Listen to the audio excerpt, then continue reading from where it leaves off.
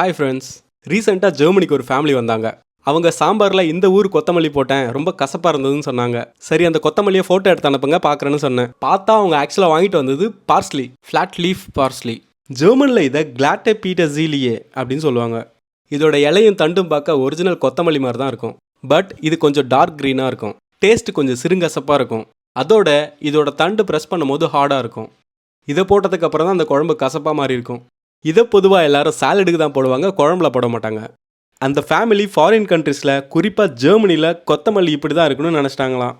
But உண்மை என்னன்னு பார்த்தீங்கன்னா, எந்த நாட்டுக்கு போனாலும் கொத்தமல்லி மாதிரி தான் இருக்கும். ஃபார் எக்ஸாம்பிள், பேர் பாருங்க, கொரியண்டர்னு இருக்குது.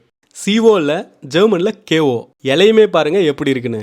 நம்பூரில் இருக்கிற அதே கொத்தமல்லி மாதிரி தான் இருக்கும். ஈவன் ஸ்மெல்லு கூட அப்படியே தான் இருக்கும். பார்ஸ்லியோட கம்பேர் பண்ணும்போது இது லைட் க்ரீனாக இருக்கும். இப்போ அதோட தண்டை பாருங்க, ரொம்பவே சாஃப்டாக இருக்கும். லைட்டாக ப்ரெஸ் பண்ணாலும் அது உடஞ்சிரும். வேணும்னா இந்த மாதிரி செக் பண்ணியே பார்க்கலாம். ரெண்டுத்துக்கு டிஃப்ரென்ஸ் பாருங்க எப்படி இருக்குன்னு. நம்பவே முடியாது, ரெண்டுமே ஒரே மாதிரி தான் இருக்கும். பட் ரெண்டும் வேற வேற. அப்புறம் இன்னொரு முக்கியமான விஷயம், புதினா ஃபாரின் கண்ட்ரீஸில் வேறு மாதிரி இருக்குன்னு எதையோ வாங்கிடாதீங்க. புதினாவும் எந்த நாட்டுக்கு போனாலும் புதினா மாதிரி தான் இருக்கும். இந்த மூணுமே ஒவ்வொன்றும் 2 யூரோ வரும்.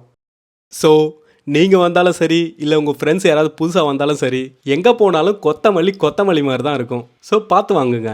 இந்த இன்ஃபர்மேஷன் பிடிச்சிருந்தா ஒரு லைக்கை போட்டு சப்ஸ்கிரைப் பண்ண மறக்காதீங்க. Ciao Zhao.